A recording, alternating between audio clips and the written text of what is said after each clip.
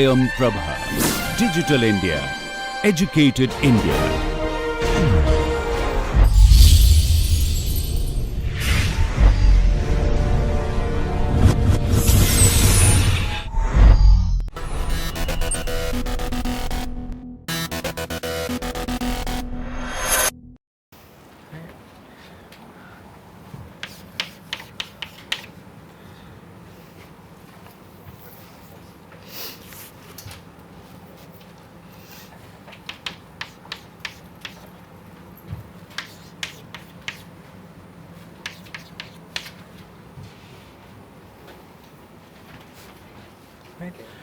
So we sometimes call these size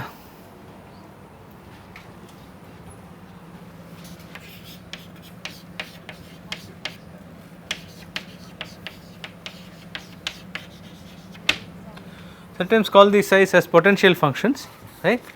So psi c is a potential function associated with the clique C, right, and xc is the set of variables that are participating in clique C, right. So it is a product over all of these cliques, okay. There is a small problem here, right. So we have to make sure that whatever we are writing is a probability function, right. So how do you make sure of that? Integrate it over all and divide by the number. Right. So you basically have some kind of a normalization factor where z will essentially be whether the integral or the sum or whatever. If you are looking at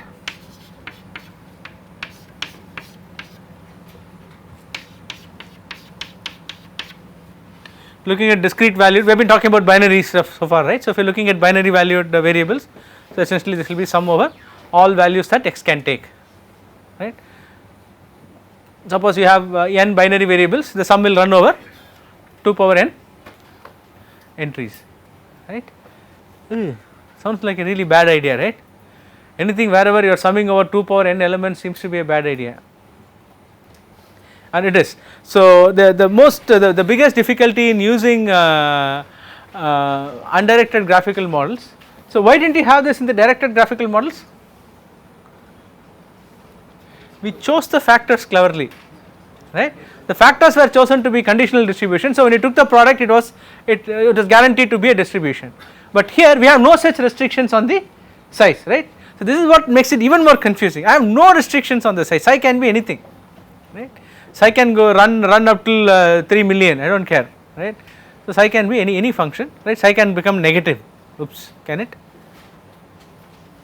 No, right. The only condition I have is psi has to be non-negative, right. Yeah, okay, that is a good question. Does psi have to be positive or non-negative?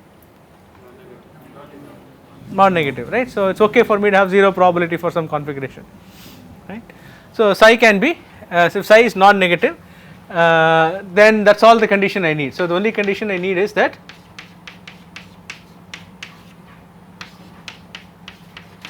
so for all values that xc can take, psi has to be non-negative, right. So z is also sometimes called the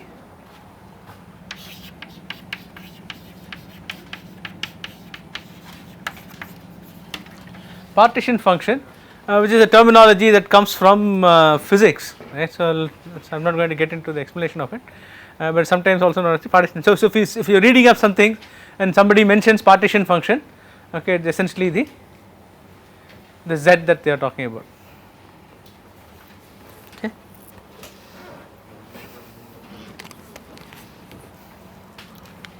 So that makes it a little tricky, right. So we are saying that your this thing is not restricted in the interpretation, right. Your so psi c is not restricted in interpretation, it can be anything, and as long as you can do this normalization you will get a probability, okay. So I am going to write down a very powerful theorem.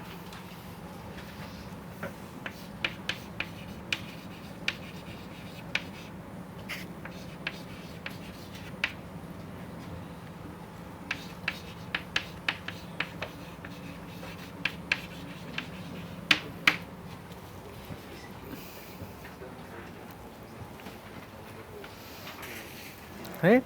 So, the Hammersley-Clifford theorem or the Clifford-Hammersley theorem, it says that for any probability distribution, right, for any probability distribution that is consistent with this kind of a factorization over a graph, right. So, any probability distribution that is consistent with this kind of a factorization over graph, right. The condition here is a little stricter.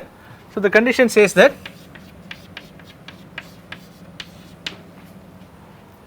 right, it can't be 0, right. So, the condition says it has to be positive, not non-negative. So, what the Hammersley-Clifford theorem says is, if a probability distribution, okay, that is consistent with this kind of a factorization, that is, means if such a factorization exists, okay, then that probability distribution can also be expressed by using factors that are of this form.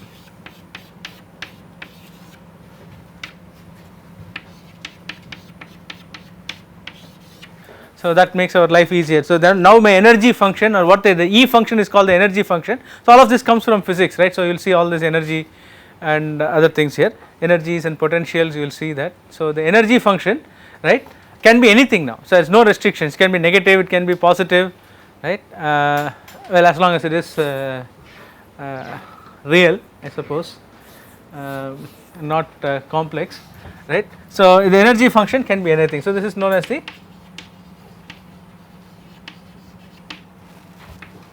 right. So, essentially what the Hammersley-Clifford theorem tells us is that, so if you write your probability as a product of exponentials, right, of say these kinds of factors, okay, then there exists a graph representation where this kind of a factorization can be obtained. And likewise, if you are able to write a factorization like this on a graph, then you can have it is expressed as a product of exponentials, right. So, each factor is an exponential. So, essentially my probability will be the product of exponentials, right. So, this is actually a very powerful result because it allows us to simplify a whole bunch of computations, right. I do not have to consider any arbitrary form for my psi, right. So, immediately you see this, right, I do not have to consider an arbitrary form for psi, it is just an exponential, okay. Now, I have to consider an arbitrary form for my energy, but now that we started talking about it as energy, so we can start applying our intuitions from physical systems, right. So, what should be a state with a high with a high probability? Exactly, we know that, right, a state with a high probability should have low energy. So, when you start looking at the data, right, I find that configuration XC which is most popular, most prevalent in the data, right, and I am going to assign that the least energy, right. I do this for every click, see, the power of nomenclature. So, I call it energy and now everybody understands what the graphical model is doing, right.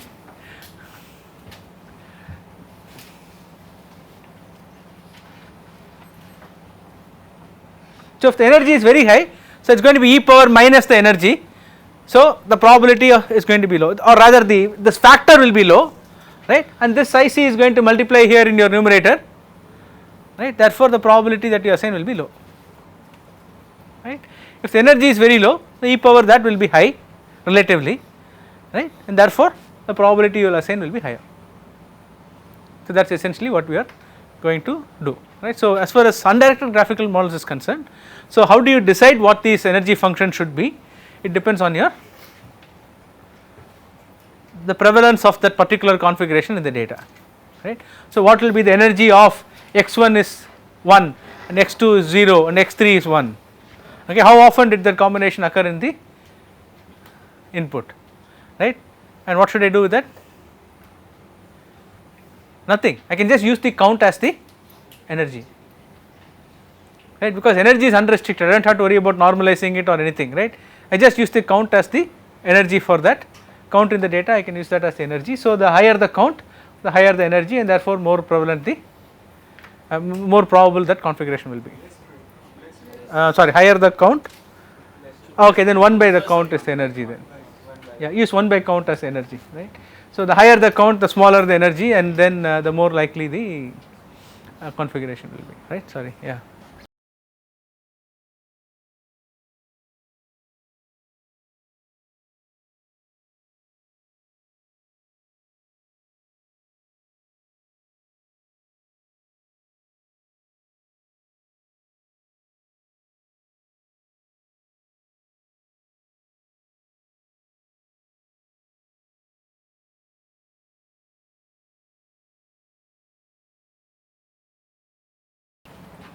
That's not that much of a problem, right?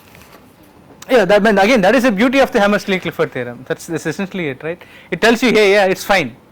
You still can represent any probability distribution you want by looking at it as a product of exponentials, right? So that's the thing. So I'll leave this. Since all of us now understand undirected graphical models, I'll start with the simple undirected graphical model, right? And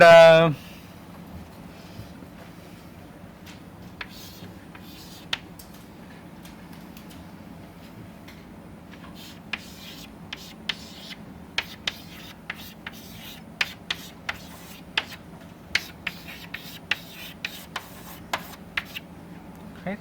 So this kind of a simple lattice like structure, right. So undirected graphical models are also sometimes called Markov random fields, just like directed graphical models are also called Bayesian networks, right. Undirected graphical models are also called Markov random fields, right. So people, if you have heard of the term Markov random field somewhere,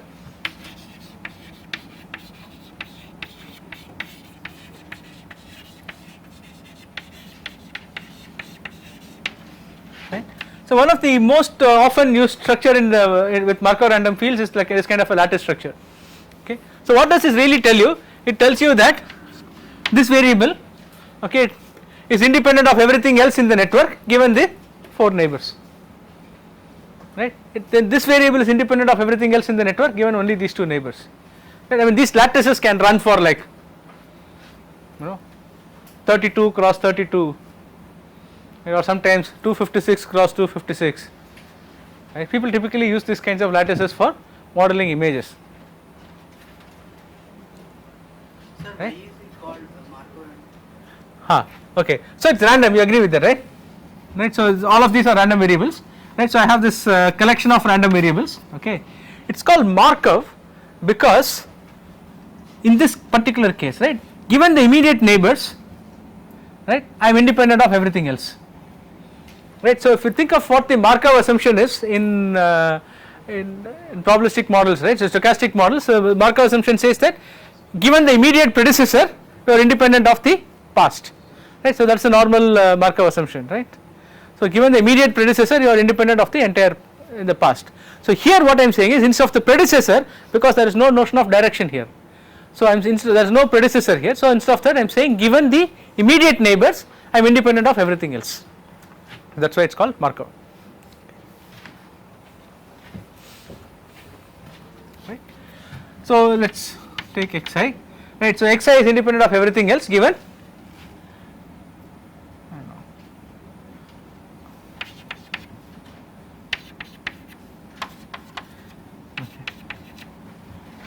right. So now what people do is they try to use this for by making all kinds of predictions, right. So I am interested in labeling every pixel in an image. So I have a big image, right. I want to label every pixel in an image.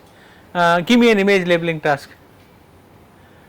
I want to label every pixel as either foreground or background, right. Is it the guy standing there or is it the tree behind him, right. So I want to label it as foreground or background, right. So now it is a 2 label task, right. So each of these random variables will take one of those values. What are the values it will take? It will take whether it is a foreground or it is a background, okay. Now here is the additional assumption I am going to make. I am going to make the assumption that the value of the pixel I am going to see, okay, the value of the pixel I am going to see depends on whether it is a foreground pixel or a background pixel, right, nothing else, right. The value of the pixel I am going to see depends on whether it is a foreground pixel or a background pixel and nothing else, right. So essentially what I will do is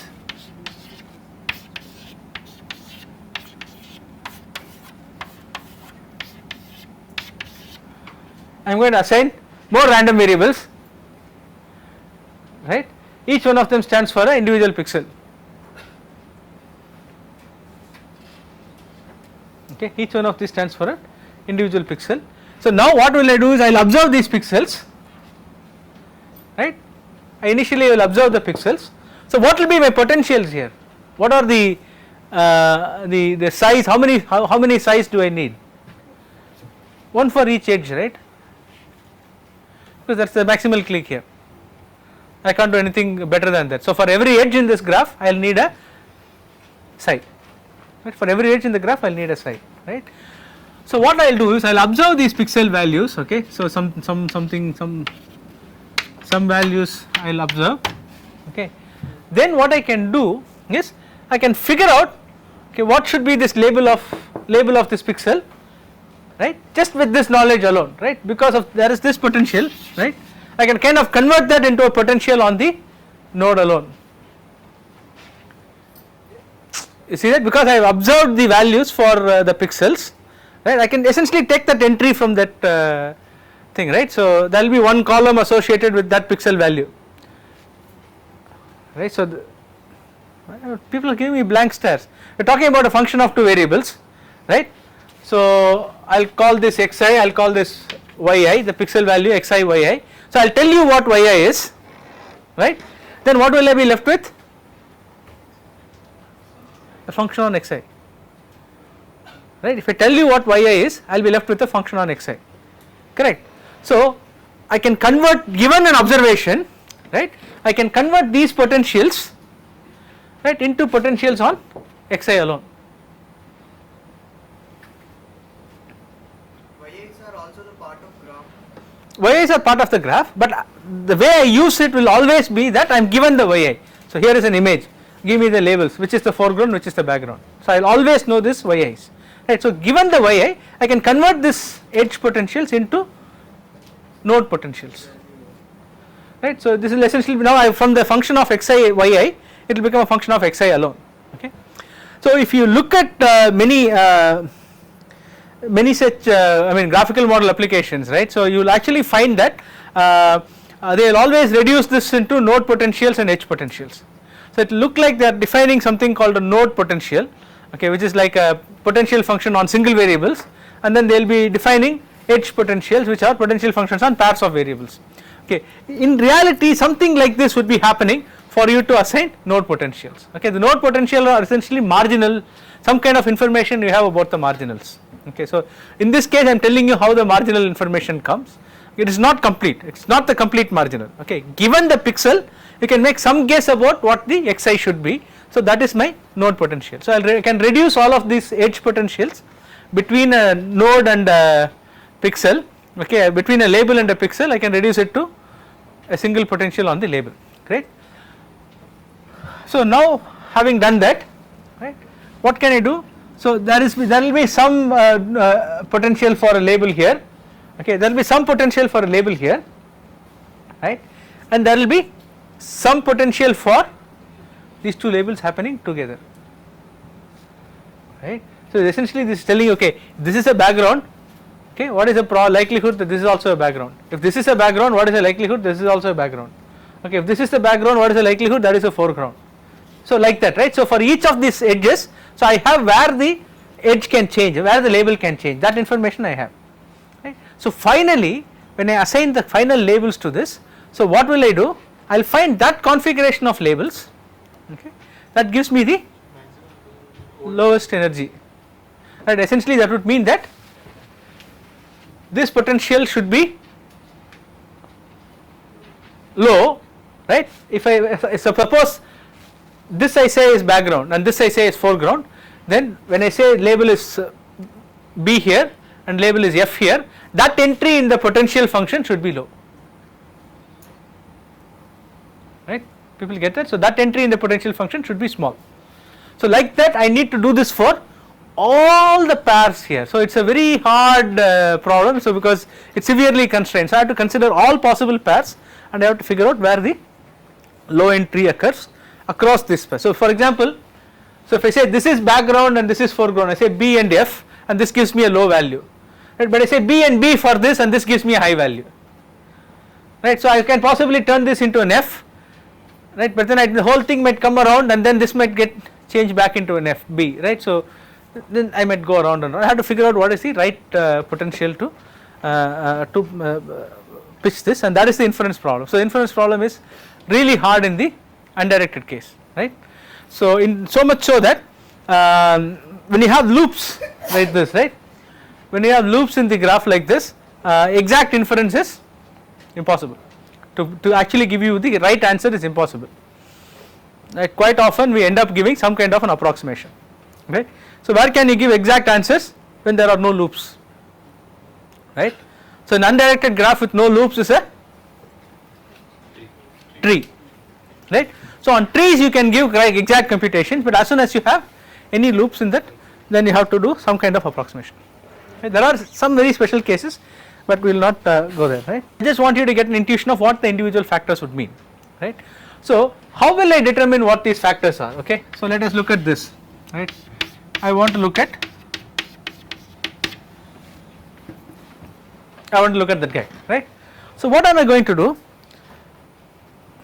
Right, so what does it really need? So I want to assign a low energy to the configuration that occurs most often in my data, right.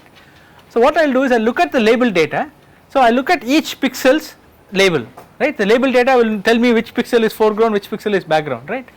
Then I look at for these two pixels in the image, let us say I have only a 3 by 3 pixel image, right, but for each of these two pixels I look at them, right. I will figure out, okay, how often was this foreground and this also foreground, how often was this foreground and this background, how often was this background and this foreground, how often this background and this background.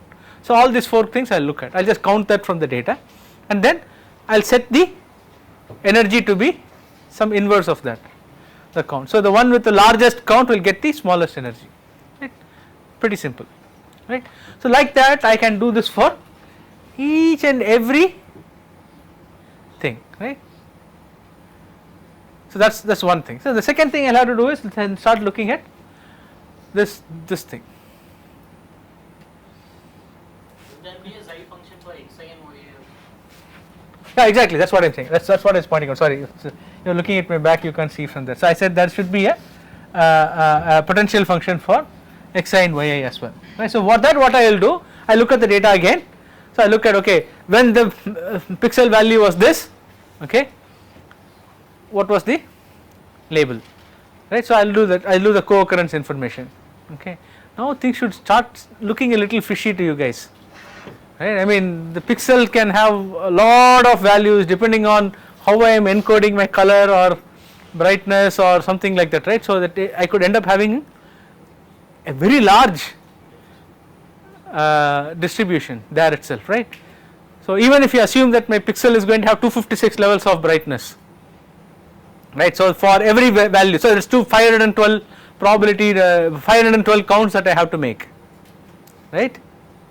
512 counts looks suspicious, right. Will I have data to actually make accurate estimates of 512 individual counts? Well, I could if I have very large volumes of data, but typically what you do is you don't, for yi you don't do the explicit counts like this, right. You try to learn the factor yi by some kind of a parameterized function, right. So you could use logistic regression, right. So figuring out what's the probability of xi given yi, right. That logistic regression can tell you, right. So you encode your pixel using whatever things you want, right. So you can look at, you can do even more funny things, right. You can do funky things, you can make this a function of all of these pixels, right. So that, of course you are moving away from your Markovness, but once you start thinking of doing logistic regression you can come up with very powerful classifiers, right. So typically the yi xi probabilities, right, or the yi xi factors are learned in a different manner, they just do not do the maximum likelihood estimate, you do some other thing, right. Typical, like the most popular choice is using logistic regression, right. You can do other things, but then the xi potentials you can learn in using maximum likelihood estimates, simple maximum likelihood estimates, provided they are small enough, okay.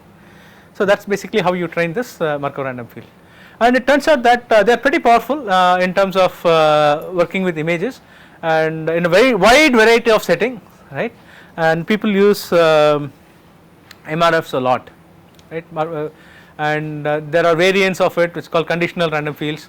So people use those also tremendously.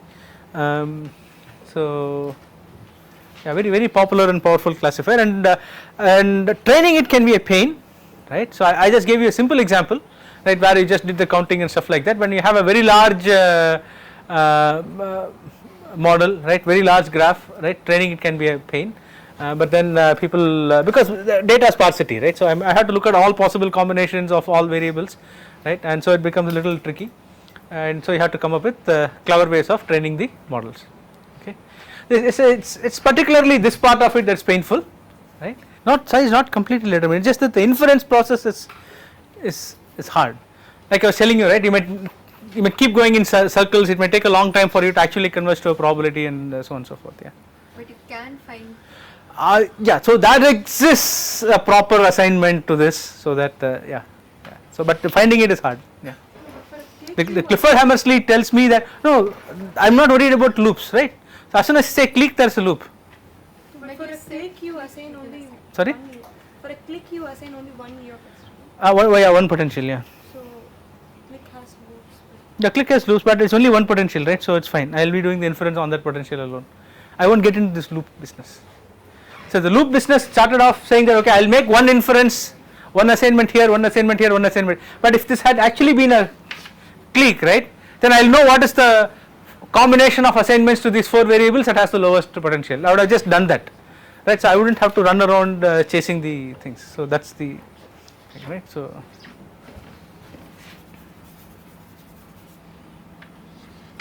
But I still have to do the chasing around because this has other things it's involved in, right? So the only way I can ensure that I don't do the chasing around is if I have one connected graph, complete graph, right? So if I have a complete graph, then of course there is no chasing around, and then what's the difficulty?